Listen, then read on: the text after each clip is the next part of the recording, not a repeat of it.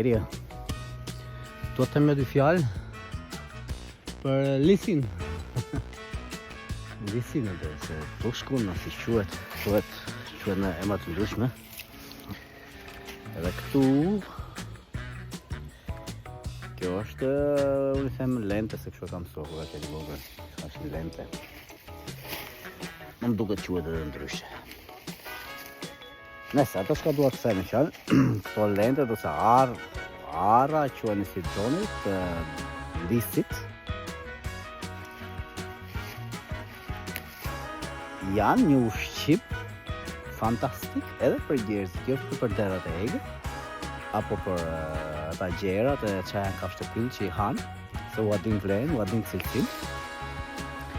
Unë e di, këto janë në vetë janë të hidhura, ata. Nuk mund të hajnë kështu si që janë fjallë, po të hapësh këteja, po të hapësh dhe qashtë edhe nuk kanë galganisht shumë të keqe që nuk e pranon dhe trupi jonë. Edhe nuk e zaj që shëndeshme, për ta hapë kështu. Prandaj, mundësia për ta si ta përpunosh, që t'ja marrësh ato vlera ushqyese që i kam shumë më tepër se sa që janë ato, në fjalë, kokrat e ullirit, ka vlera më shumë ushqyese, dhe për këta do t'ju rendis pak më poshtë një kartel, le të themi, të cilën e kam përgatitur, që ta shikoni. Dhe si po thosha, përgatitja, që të mos, në fjalë, mos ma vishet goja, mos ketë të shije të keqe. I lem, i thajmë, diku me në temperaturë 40 gradë, të paktën në një 8 orash, 10 orash, se ta shumë dimër në faleshe, me mira në furrën, në furrën të putësh, ati ku pishni ato, nuk e di, bukë, ato gjera të tjera. Atje, në temperaturën 20 gradë, i le disa orë, në fjalë 8 ose 10 orë, që të thajnë, sa më mirë t'i dhe mund, dhe pastaj i hap, i çan, e nxjerr atë kokrën që është brenda, dhe atë kokrën e mirëni e vendosni në një enë me ujë, jo një kokrë, mbisni sa më shumë të mundi, e vini në një enë me ujë, dhe këtë ujë në janë ndërroni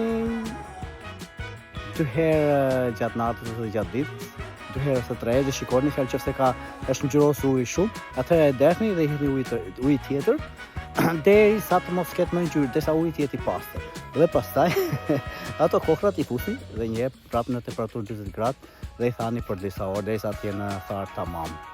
Dhe pastaj i hani si doni, i bëni mirë ose i hani kështu siç janë, edhe keni për t'i bërë trupit edhe gjërat mira. Përveç kësaj, ajo ndihmon edhe në qelizat që të rrinë të reja, të kthen, jo të jetosh vetëm i gjatë, por të jetosh edhe më shëndetshëm. Shikoni kartelën në poshtë edhe besoj se do e kuptoni. Nuk janë të thëna nga unë, janë të përgatuar edhe shkencërisht. Pavarësisht edhe në fjalë popullor që janë provuar dhe disa e din këto, por janë shumë pak. Kështu që është rasti edhe për ju. Shpërndajeni, mos e marrni vetëm për vete, sikurse e bëj edhe unë që marr informacione, interesohemi njërin tjetrin.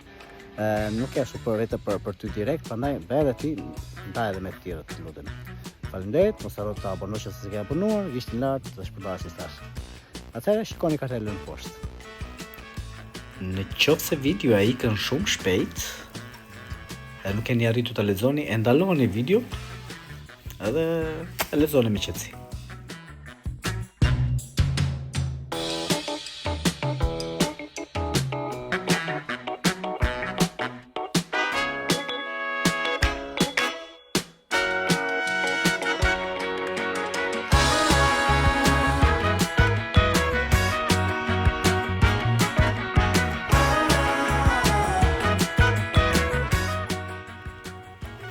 Te karta që vijon, kam renditur ato fjalë krahasimi që është bërë midis kokrave të ullit edhe avokados.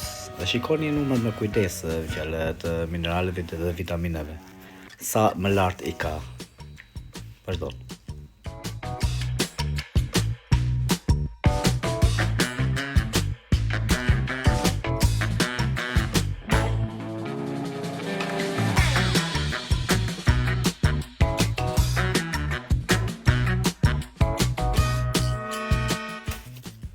Ndërsa te karta që do vijoj tash pas pak, aty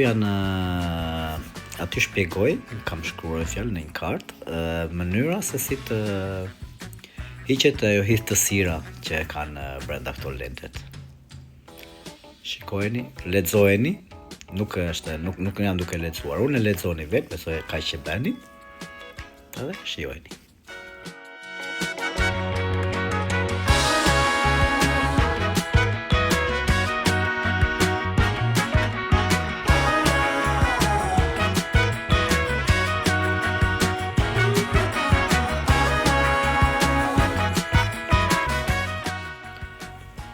Atëherë mendoj 5-6 herë para se shkosh me sapatot për të prerë në një lis. Me to që lexove besoj se sapatat do të rri janë për tru që nuk ka jetë. Themi. Mos harroni të abononi që se keni abonuar. Gishtin lart edhe shpërdajni, mos e mbani vetëm për vete. Këto dije duhet i ketë, duhet i marrë secili. Faleminderit, kalofshi mirë.